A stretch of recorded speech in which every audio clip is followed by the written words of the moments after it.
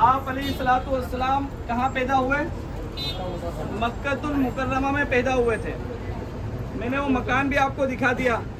لیکن آپ نے سنا کہ آپ علیہ الصلوۃ والسلام مکۃ المکرمہ کو چھوڑ کے ہجرت کر کے کہاں گئے تھے؟ مدینۃ المنورہ. مدینۃ المنورہ آپ علیہ الصلوۃ والسلام وہاں پہ رہنا چاہتے تھے. لیکن مکہ والوں نے جب مکہ میں رہتے تھے تب بہت تکلیفیں، بہت ہی نقصان پہنچایا. صحابہ کو مارتے تھے. آپ صحابہ کی پیٹھ کے اوپر پتھروں کو رکھ دیا کرتے تھے. سلاخیں آپ کے سینوں میں صحابہ کے گاڑتے تھے تاکہ یہ دین حق کا نعرہ بلند کرنے کی وجہ واپس اپنے آبائی دین کی طرف لوٹ آئے. یہ ساری تکالیفیں دیکھتے ہوئے آپ علیہ الصلوۃ والسلام نے صحابہ کو ہجرت کا حکم دیا. تو پہلی ہجرت صحابہ نے کہاں کی؟ حبشہ کی طرف. اور پھر آپ علیہ الصلوۃ والسلام دوبارہ جب ہجرت کا حکم ملا تو آپ علیہ الصلوۃ والسلام ہجرت کر کے کہاں گئے؟ مدینۃ المنورہ. پر مدینۃ المنورہ جانے کے بعد بھی یہاں کے جو اسلام کے دشمن تھے، جو اسلام کو کبھی بھی ترقی پہ دیکھنا نہیں چاہتے تھے، ان لوگوں نے آپ علیہ الصلوۃ والسلام کو اور آپ کے صحابہ کو مدینہ میں بھی پریشان کیا. تو آپ نے دیکھا ہے کہ جنگ بدر کا واقعہ پیش آیا مکہ چھوڑنے کے بعد. جنگ احد کا واقعہ پیش آیا. غزوہ خندق پیش آئی. اور اس کے علاوہ بہت ساری جنگیں پیش آئی جو کہ تاریخ میں موجود ہیں. لیکن ایک سن ہجری 8 کا واقعہ تھا. کون سا؟ سن ہجری 8 کے اندر فتح مکہ ہوا تھا. کیا ہوا تھا؟ آپ علیہ الصلوۃ والسلام دعا کرتے تھے کہ اللہ تعالیٰ مکہ کو فتح کروا دے اور اللہ کے دین کو غالب کر دے. تو جو آپ دعا کرتے تھے وہی دعا اللہ تعالیٰ نے قبول کری.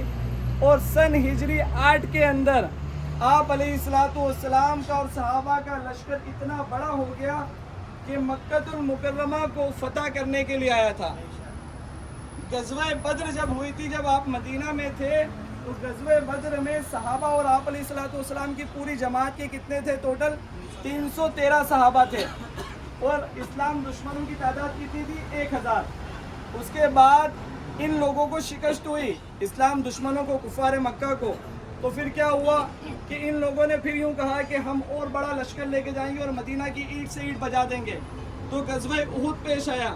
غزوہ احد میں مسلمانوں کی تعداد 1000 اور اسلام دشمنوں کی تعداد 3000. کتنی؟ 3000. پھر اس کے بعد غزوہ خندق کا واقعہ پیش آیا. اس میں اسلام دشمنوں کی تعداد غزوہ، یہ بتاؤں گا تھوڑا سا ویریفائی کر کے. غزوہ خندق جب پیش آئی اس وقت اسلام دشمن واپس مدینہ پہ چڑھائی کرنے کے لیے پہنچے. تو جب مدینہ پہ چڑھائی کرنے کے لیے پہنچے تو یہ جنگ ہوئی نہیں کیونکہ خندق کھود دی گئی تھی.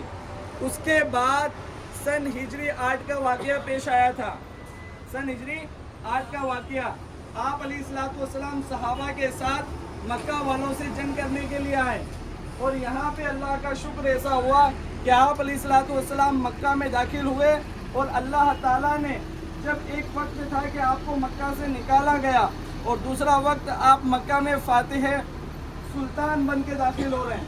آپ مکہ کو فاتح کرنے والے آپ محمد عربی صلی اللہ علیہ وسلم بن کے داخل ہو رہے ہیں. ایک وقت تھا کہ آپ مہاجر تھے، یہاں مکہ چھوڑ کے مدینہ گئے تھے.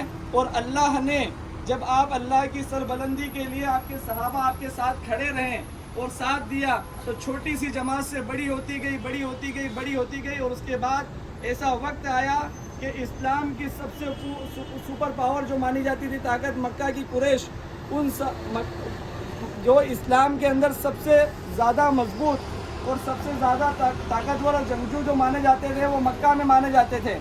تو اللہ تعالیٰ نے اسی مکہ کے اندر سن ہجری 8 میں آپ کو فتح مکہ نصیب کیا. اور یہ جو مسجد آپ کو دیکھ رہے ہیں، یہ مسجد دیکھ رہے ہیں نا، یہ مسجد جو آپ دیکھ رہے ہو،